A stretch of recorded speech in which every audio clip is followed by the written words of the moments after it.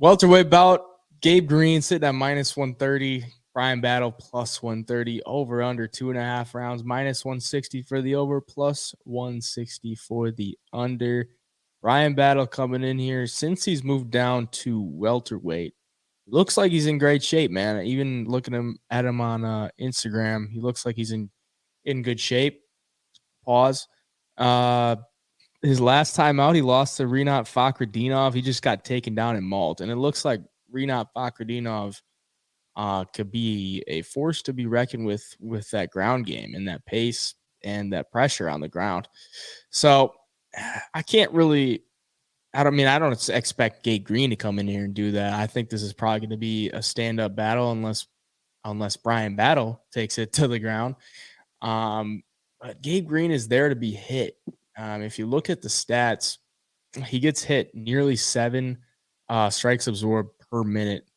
And a lot of that is due to the Ian Gary fight and the D-Rod fight, two guys that we talked about earlier and two guys that have a lot of volume, push a lot of volume, and Gabe Green got hit by that volume. So he's there to be hit. He's like a pressure fighter. He just wants to stand in your face and use that cardio because he's got great cardio and he wants to push the pace. If you're Bryan Battle, I would probably look to mix in some takedowns because if you let Gabe Green sit in your face and you don't get him off you or get him off of his game plan, he can kind of drown you a little bit. And he got cracked by Johan Lioness. But then after that, just kind of broke him down and was hit him a couple times. Johan went to the ground and decided to get out of there. So this is somewhat of a 50-50 fight. Honestly, don't hate the price tag. I'm Gabe Green at minus 130. I think Bryan Battle is also going to be, he trains in North Carolina. So, I mean, it's kind of like a home game for him. Dog money on a home game fighter in a near 50-50 fight. I don't hate it. But I do think Gabe Green wins this. What do you think?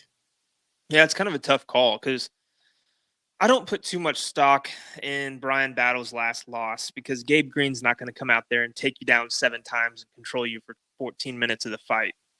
So Bryan Battle is going to be able to, use his actual skill set in this fight.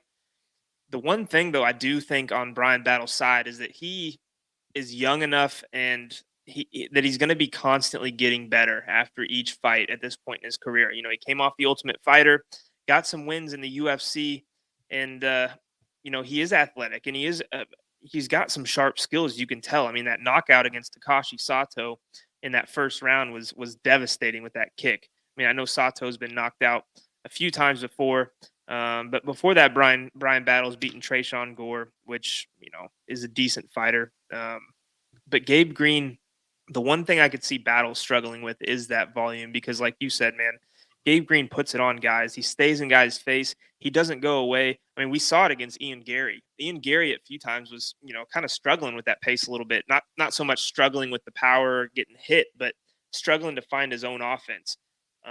Just because, I mean, Gabe will eat shots too. I don't want to say he's, incapable of being knocked out because he definitely is, but he's also not really getting chinned too many times by guys. I know he got knocked down by Gary, but other than that, I mean, he's not really, put himself in a ton of danger besides that fight and for a second against Johan Lioness, but came back to get the KO himself in the second round there. So yeah, it's super interesting though.